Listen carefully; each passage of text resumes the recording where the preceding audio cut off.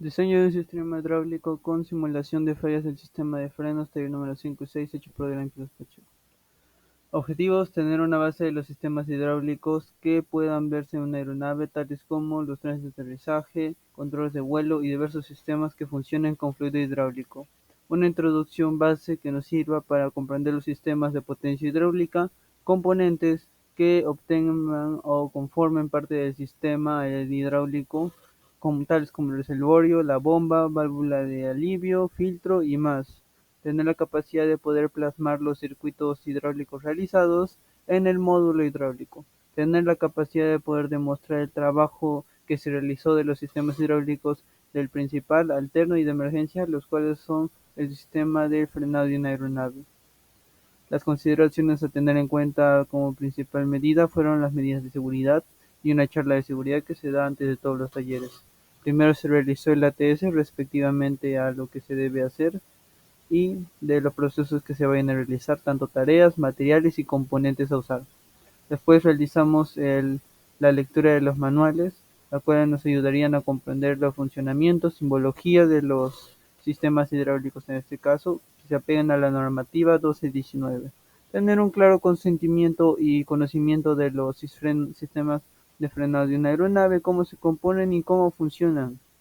Y por último, utilizar los EPPs o equipos de protección personal que se deberían utilizar, tales como el casco, guantes, overol y muchos otros más.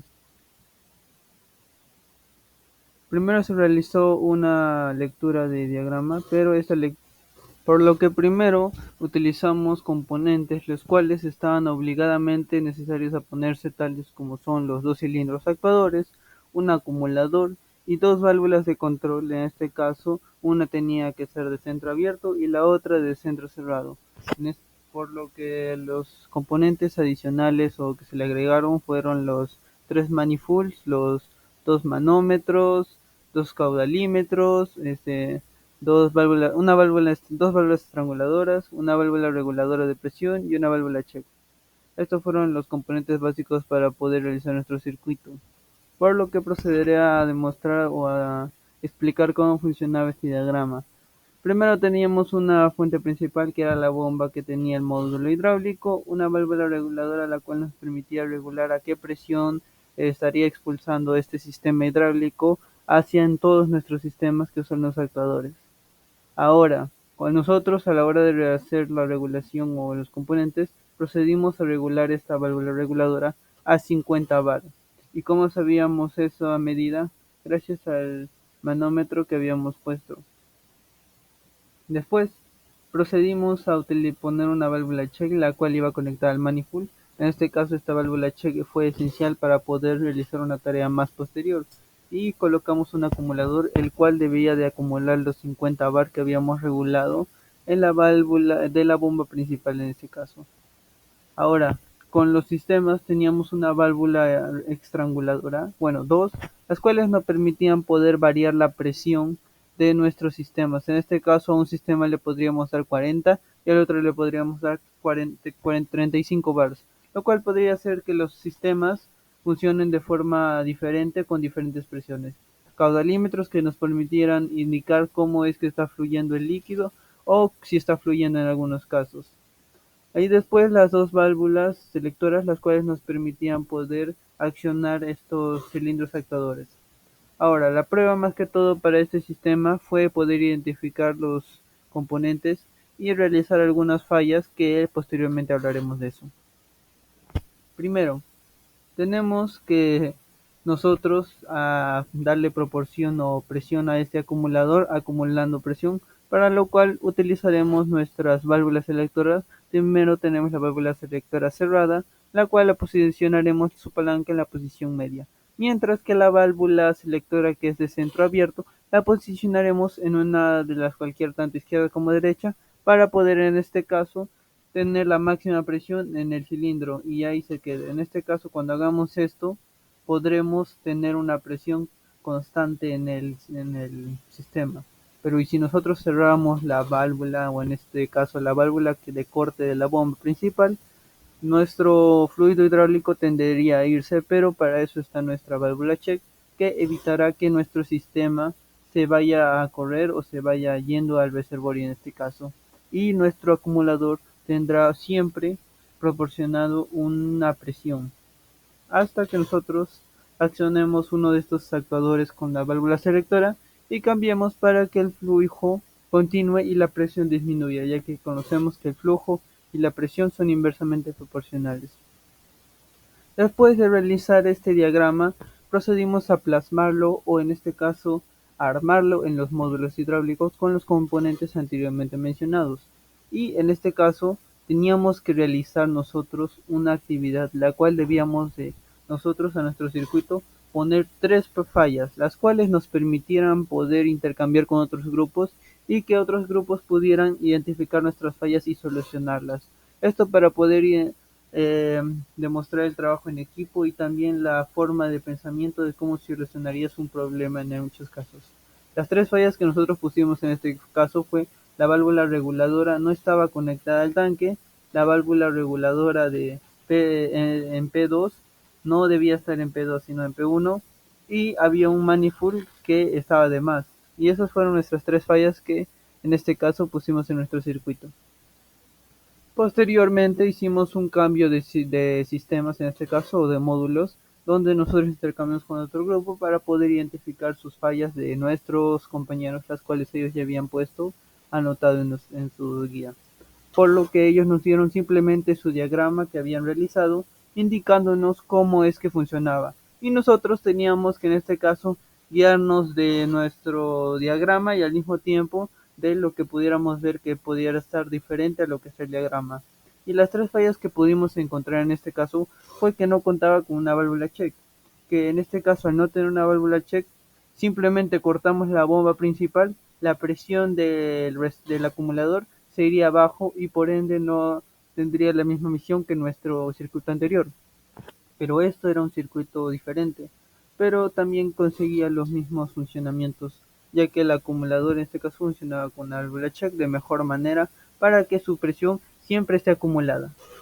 Después la válvula reguladora no tenía una conexión al tanque, lo cual es muy usual que deba de tener una conexión al tanque, lo cual se nos hizo raro que en su diagrama que esté conectado al tanque, pero en su módulo no esté conectado al tanque. Después, y por último, el acumulador estaba en la posición de cerrado.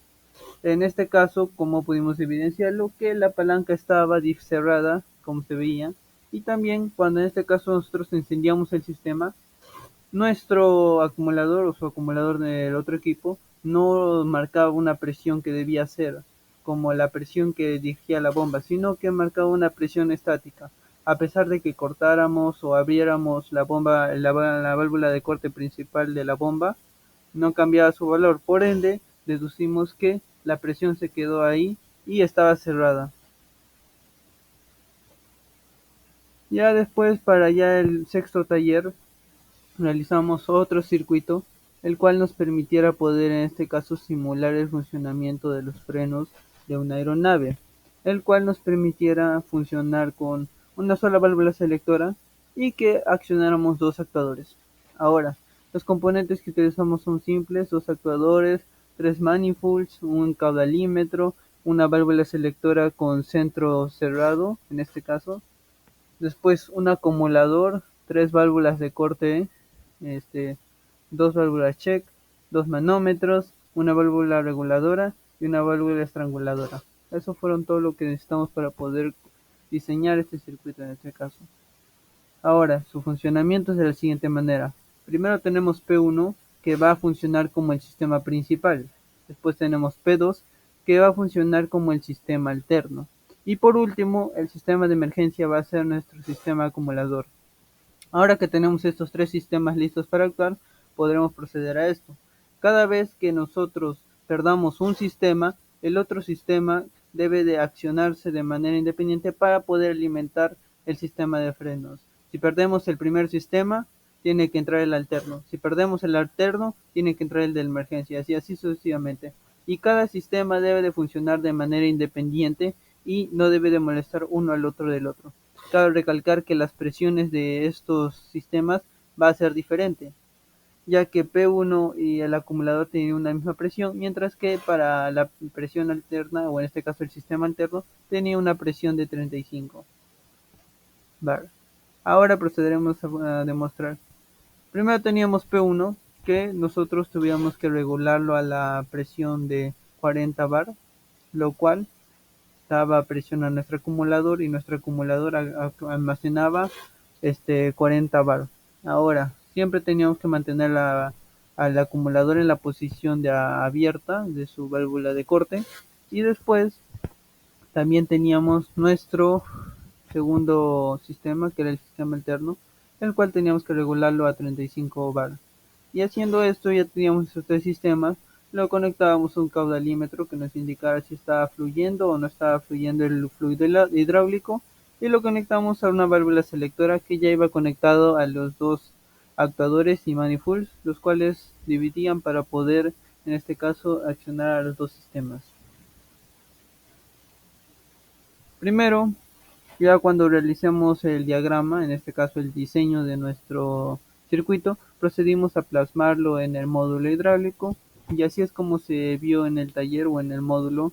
Y teníamos que realizar las dos fallas que se mencionó anteriormente, las cuales son la válvula de corte, que se ubica en el sistema principal, o sea en P1.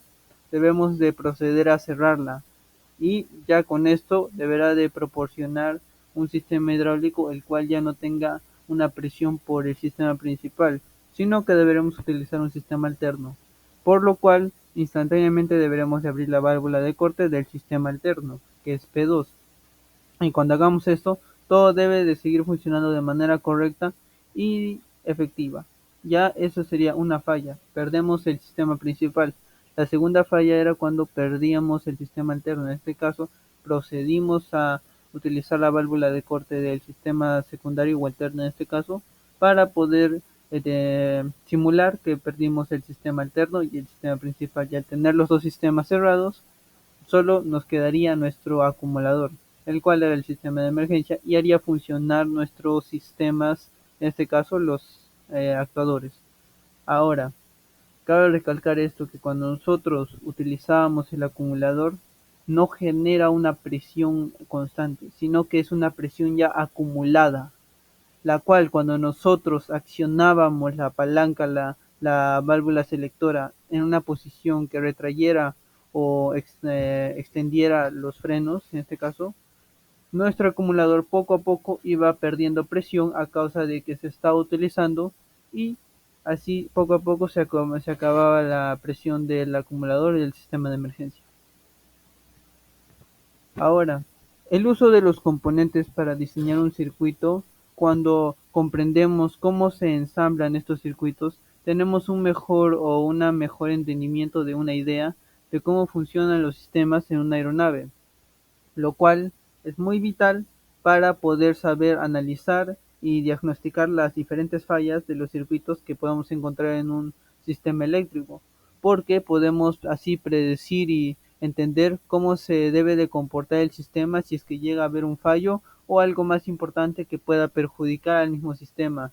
Y por último, ya encontrar soluciones para todo lo que siga funcionando o lo que especialmente tenga un problema o esté de forma crítica.